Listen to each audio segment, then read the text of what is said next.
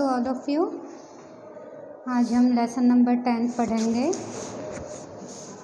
Last class में मैं उसका अनुवाद वैसे बता चुकी थी, लेकिन मैं फिर से आपको समझाना चाहती हूँ। सूर्यस्तप्तु मेघाः वा वर्षन्तु विपुलं जलम, कृषिका कृषिको नित्यम शीतकाले अपि कर्मठो। इसका अर्थ है, चाहे सूर्य तपाए या अत्यधिक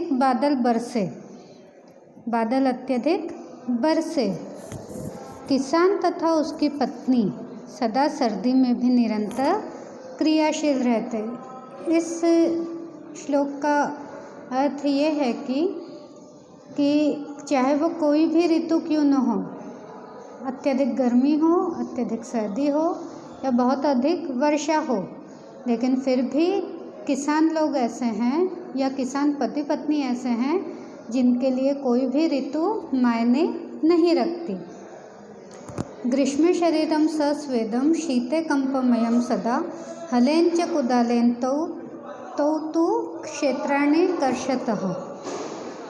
गर्मी में शरीर पसीने से भरा हुआ होता है। ग्रीष्मे शरीरम सस्वेदम का अर्थ होता है पसीने से भरा हुआ। तो गर्मी में शरीर पसीने से भरा हुआ होता है। शीते कंपमयम सदा, सर्द ऋतु में या सर्दी की ऋतु में कंपन युक्त अर्थात कांपता हुआ शरीर होता है ना। कांपता हुआ शरीर होता है मतलब ठंड लगती है। हलेन च कुदालेन तौ तु क्षेत्राणि कर्षतः। लेकिन फिर भी वे दोनों हल से या कुदाल से, हल का अर्थ होता है जो जिससे खेत को जोता जाता है, तो हल से या कुदाल से वे दोनों खेत पर कार्य करते रहते हैं या खेतों को जोतते हैं। पादयोर्न पदत्राणे शरीरे वसनानीनो निर्धनम जीवनम कष्टम सुखम दूरे ही तिष्ठति।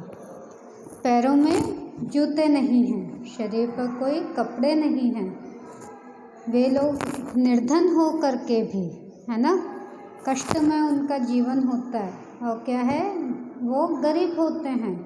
तो इस प्रकार जीवन जीते हुए सुख जो है वो हमेशा उनसे दूर ही रहता है।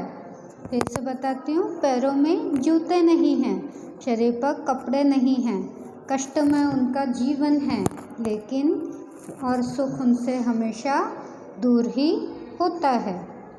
ग्रहम जैनम न वर्षासु वृष्टिम वारयितुम क्षमम तथापि कर्म वीरत्वम कृषिकाणाम न नश्यति। इसका अर्थ है, पुराना घर बरसात में बारिश को रोकने में समर्थ नहीं होता है ना, फिर भी किसानों की कर्म वीरता नष्ट नहीं होती।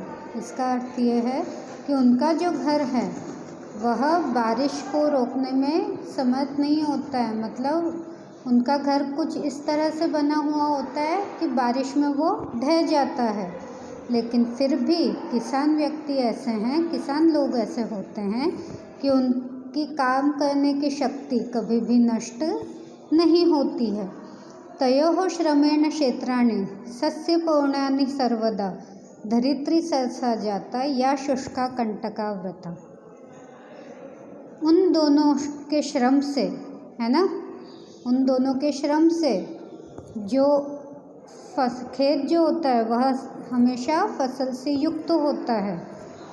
धरती मतलब जो उनका खेत है वो हमेशा फसल युक्त रहता है।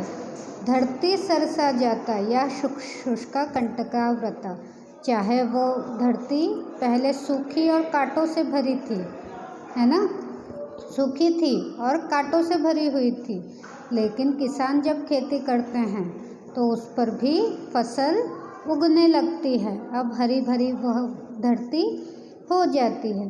शाकमन्नम फलम दुग्धम दत्वा सर्वेभ्य एव तौ क्षुधा तृषा कुलौ नित्यम विचित्रौ जनपालको।